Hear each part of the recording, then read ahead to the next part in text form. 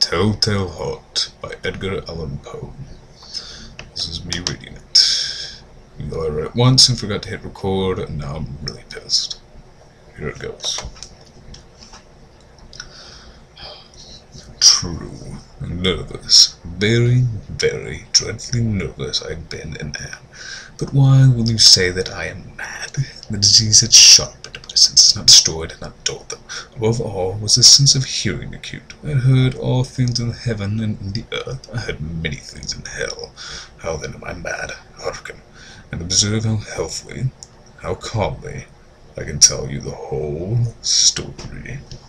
It is impossible to say how first idea entered my brain, but once conceived it haunted me day and night. Object there was none, passion there was none. I loved the old man. He had never wronged me, he had never given me insult for his gold. I had no desire. I think it was his eye. Yes, it was this. One of his eyes resembled that of a vulture, a pale blue eye with a film over it. Whenever it fell upon me, my blood ran cold, and so by degrees, by very gradually, I made up my mind to take the life of the old man, and thus rid myself of the eye forever. Now, this is the point. You fancy me mad. Madmen know nothing. But you should have seen me. You should have seen how wisely I proceeded, with what caution, with what foresight, with what dissimulation I went to work. I was never kinder to the old man than during the whole week before I killed him. And every night about midnight I turned the latch of his door and opened it, oh, so gently. And then, when I had made an opening sufficient for my head, I put in a dark lantern, all closed so that no light shone out, and then I thrust in my head. Oh, you would have laughed to see how cunningly I thrust it in. I moved slowly, very slowly, so that I might not disturb the old man's sleep. It took me an hour to place my whole head within the opening, so far that I could see as he lay upon his bed. Ha! Would a madman have been so wise as this? And then, when my head was well in the room, I undid the lantern cautiously. Oh, so cautiously, for the hinges creaked, and I did it just so much that a single thin ray fell upon the vulture eye, and this I did for 7 long nights, every night just at midnight. But I found the eye always closed, and so it was impossible to do the work. It was not the old man who vexed me, but his evil eye, and every morning, when the day broke, I went boldly in the chamber and spoke courageously to him, calling him by name in a hearty tone, and inquiring how he had passed the night. So you see, he would have been a very profound old man, indeed, to suspect that every night, just at 12, I looked in upon him while he slept. Upon the 8th night, I was more than usually cautious in opening the door. A watch's minute hand moves more quickly than did mine. Never before that night had I felt to the extent of my own powers, my sagacity. I would scarcely contain my feelings of triumph to think that there I was, opening the door little by little, and he not even to dream of my secret deeds or thoughts. I fairly chuckled at the idea, and perhaps he heard me, for he moved on the bed suddenly as if startled. Now you may think that I drew back, but no, his room was as black as pitch, with a thick darkness, for the shutters were closed, fastened, through fear of robbers, and so I knew that he could not see the opening of the door, and I kept pushing it on steadily. I had my head in, and was about to open the lantern when my thumb slipped upon the tin fastening, and the old man sprang up in the bed, crying out, "Who is there?" I kept quite still, and said nothing. For a whole hour I did not move a muscle, and in the meantime I did not hear him lie down. He was still sitting upon the bed, listening, just as I have done night after night, hearkening to the death watches in the wall. Presently I heard a slight groan, and I knew it was a groan of mortal terror. It was not a groan of pain or of grief, oh no. It was a low, stifled sound that arises from the bottom of the soul when overcharged with awe.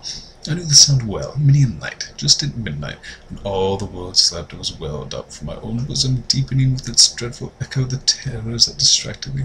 I say I knew it well. I knew the old man felt and pitied him, although I chuckled at heart. I knew that he had been lying awake ever since the first slight noise, when he had turned in the bed. His fears, who had been ever since growing upon him, he had been trying to fancy them causes, but could not. he had been saying to himself. It is nothing but the wind in the chimney. It is only a mouse crossing the floor, or it is merely a cricket which has made a single chirp. Yes, he had been trying to comfort himself with these suppositions, but he had found all in vain, because death, in approaching him, had stalked with his black shadow before him and enveloped the victim. And it was the mournful influence of the unperceived shadow that caused him to feel, although he never saw nor heard, to feel the presence of my head within the room.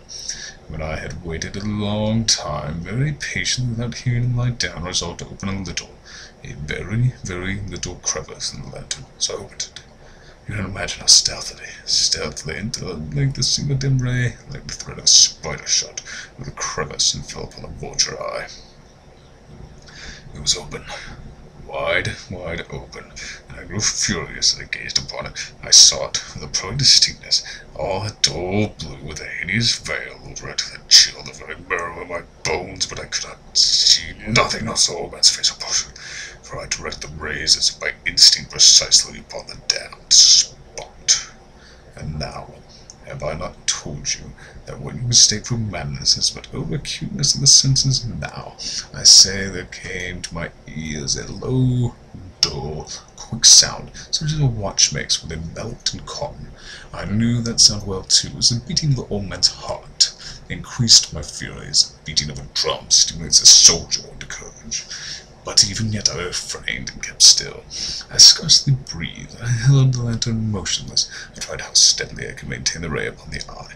Meantime, the hellish tattoo of the heart increased. It grew quicker, and louder every instant. The old man's terror must have been extreme.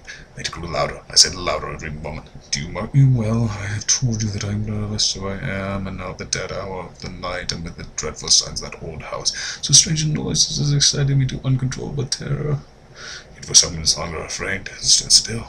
The beating grew louder. I thought the heart must burst, and now a new anxiety seized me. The sound would be heard by a neighbor.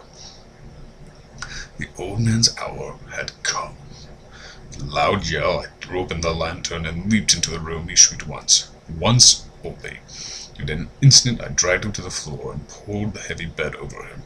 I then smiled gaily to find the deed so far done, but for many minutes the heart beat on with a muffled sound. This, however, did not vex me. It would not be heard through the wall. At length it ceased. The old man was dead. I removed the bed and examined the corpse. Yes, it was stone dead. I placed my hand upon the heart and held it there for many minutes. There was no pulsation. He was stone dead. His eye would trouble me no more.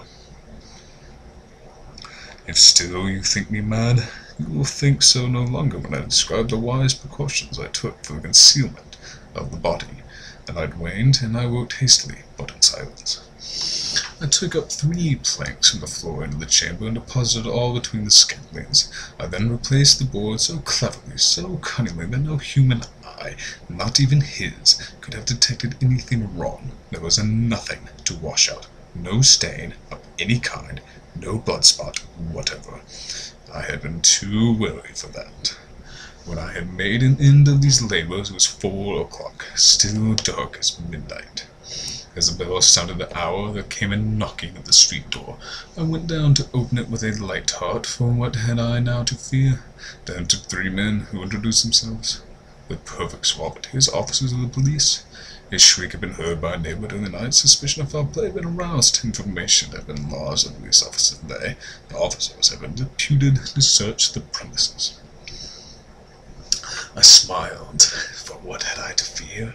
I bade the gentleman welcome. The shriek, I said, was my own in a dream. The old man I mentioned was absent in the country. I took my visitors all over the house. I made them search well. I led them at length to his chamber. I showed them his treasures, secure, undisturbed in the enthusiasm of my confidence. I brought chairs in the room and desired them here to rest from their fatigues, while I myself, in the wild audacity of my perfect trial, placed my own seat upon the very spot beneath which reposed the corpse of the victim. The officers were satisfied. My manner had convinced them. I was singularly at ease. They sat, and while I answered cheerily, they chatted of familiar things, but ere long I felt myself getting pale, and wished them gone. My head ached, and I fancied a ringing in my ears. But still they sat, and still chatted. The ringing became more distinct. I talked more freely to get rid of the feeling, but it continued and gained definitiveness, until at length I found that the noise was not within my ears. No doubt